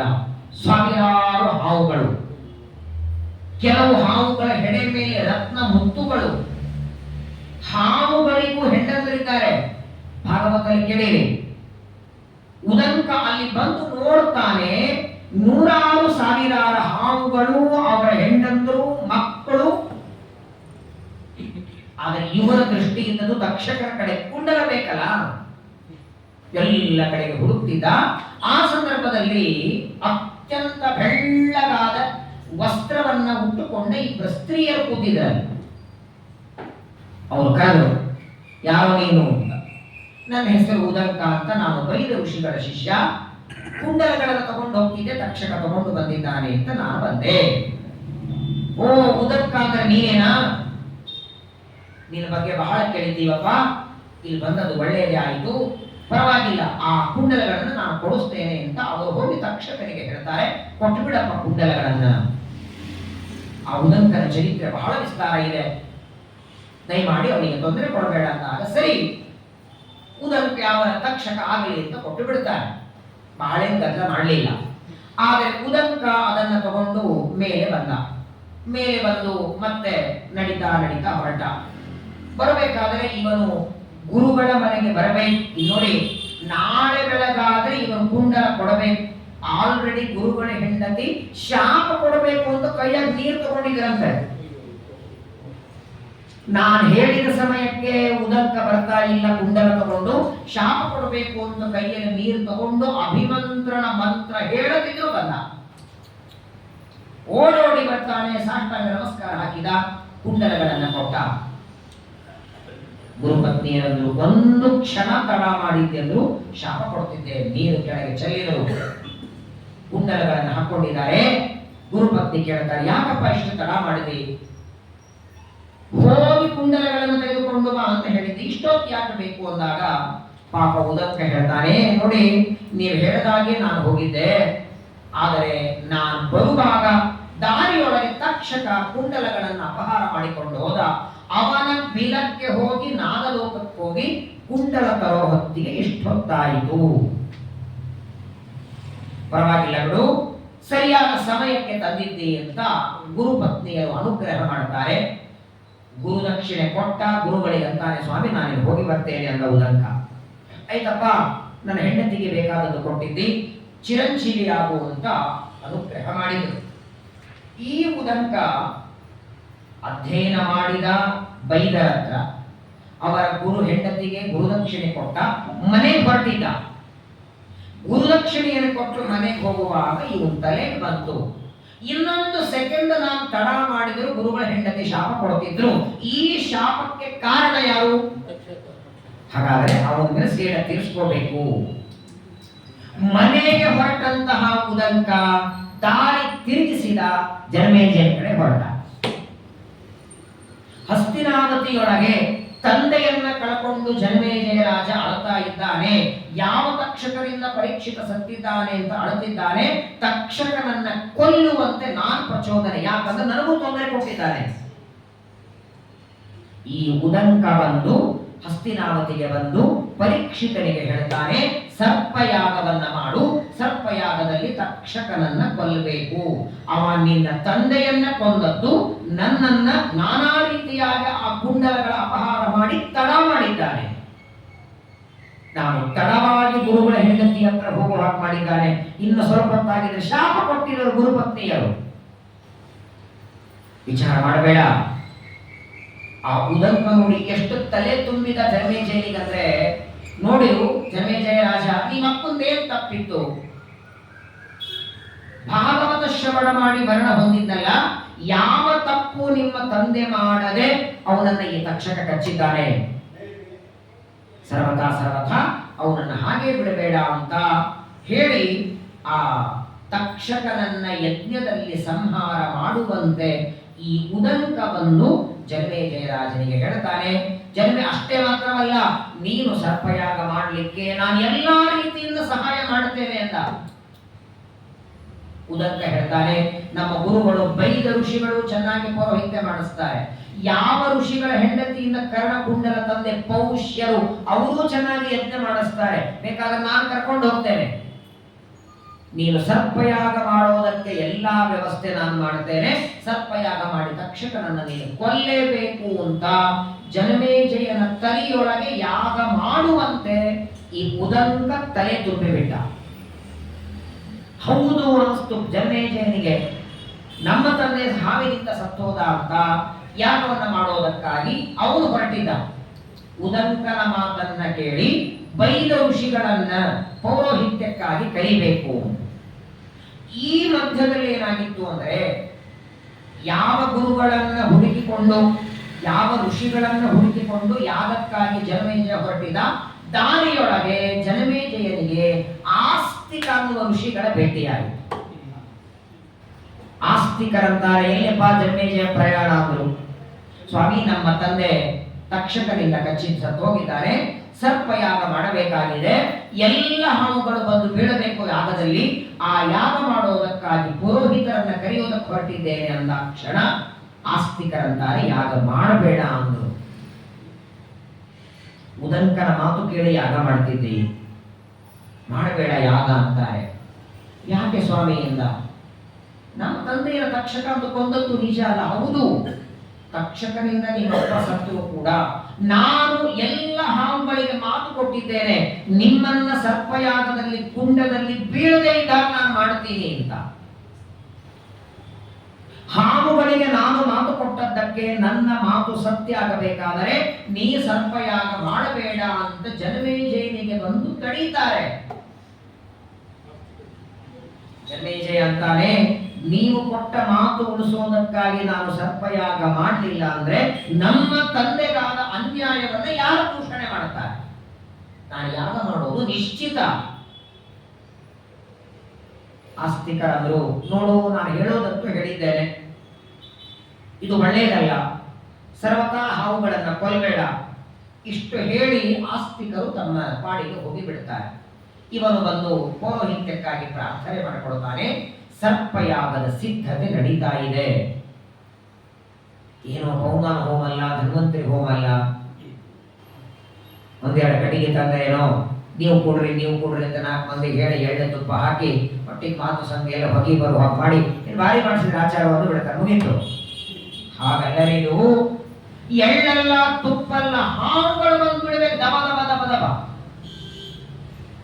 ಈ ಮಧ್ಯದಲ್ಲಿ ಶೌನಕರು ಸೂತರಿಗೆ ಒಂದು ಪ್ರಶ್ನೆ ಕೇಳ್ತಾರೆ. ಸೂತಾಚಾರ್ಯರೇ, ಅಲ್ಲ, ಜನಮೇಜಯನಿಗೆ ಸರ್ಪಯಾಗ ಮಾಡುವಂತೆ ಉದಂಕ ಹೇಳಿದ್ದೇನೋ ನಿಜ, ಸರ್ಪಯಾಗ ಮಾಡಲಿ ಜನಮೇಜಯ, ತನ್ನ ತಂದೆಯನ್ನ ಕೊಂದಂತಹ ತಕ್ಷಕರನ್ನ ಮಾತ್ರ ಸಾಯಿಸಬೇಕಾಗಿ 1000 ಹಾವುಗಳನ್ನು ಹಾಕಿದ್ದಲ್ಲ,